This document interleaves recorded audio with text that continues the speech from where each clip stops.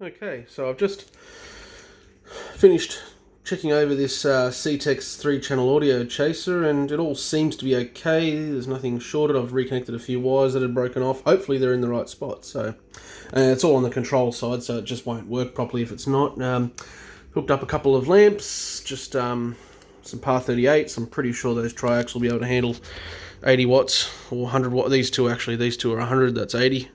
Yep, so I've just hooked it up. I'll get that live wire away from there, bare wire away from the bottom of those live globe holders, and just hooked up an old cord I had here to my little pedal switch, which is just a double pole relay in there, hooked up to a pedal switch. That way I can stand nice and far back for when it goes pop. Okay, let's see what happens. Well, it works. That's actually quite good. What happens if I flick this switch? Okay, so middle's nothing, but it could be audio.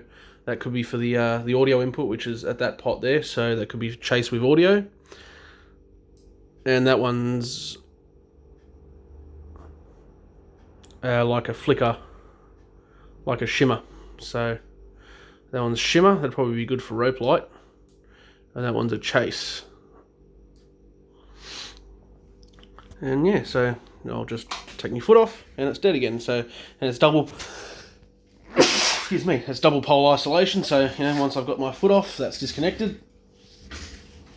So, no, it's good for, if you want to test something, you can just, but of course, I unplug it from there when I'm fiddling with it anyway, because, you could be working on something and then accidentally hit the pedal and you're going to get a belt. So, yeah, so that's nothing special. It's even got a circuit breaker 10 amps load, because I actually don't know what this circuit's protected to, 16, 20 amps, who knows. So yeah, it's a Ceitex Audio Chaser 3 or something, I think it was, on the bottom of the board. It'd be from the late 90s. It was in a Mobydisc console, one of their DJ consoles that they used to, that they used to have at the time, which were just a wooden carpeted console, a mixer, 2 Discmans, and then you'd have just an output to an amplifier. You had on the side of the unit, you had this plate here.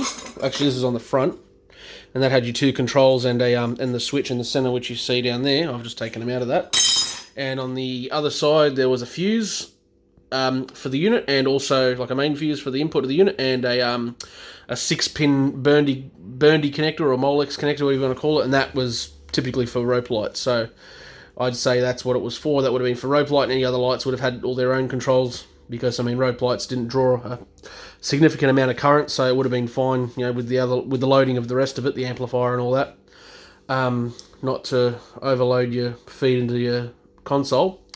But yeah, if you had any other serious lights, you'd have them running off their own sort of controls anyway, or their own controller. So yeah, that's a little 3-channel controller that come in that thing, and I wasn't even sure if it was going to work. But yeah, it works fine. I'll just stand back and flick the switch, and it works fine. All 3 channels are working. Nothing's blown up, nothing's getting hot, nothing's smoking, so that's always a good sign. So now I can get to work. You can see the case that it's sitting in is that's a kit case from JCar, so I'm going to build it into that. I'm just going to shorten up all these wires, because it was too long even for the application it was in, to be honest.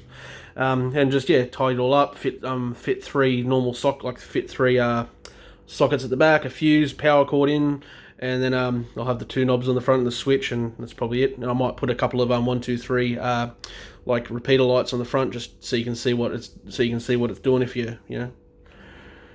But yeah, I'm going to do that and see how that goes. Anyways, thanks for watching.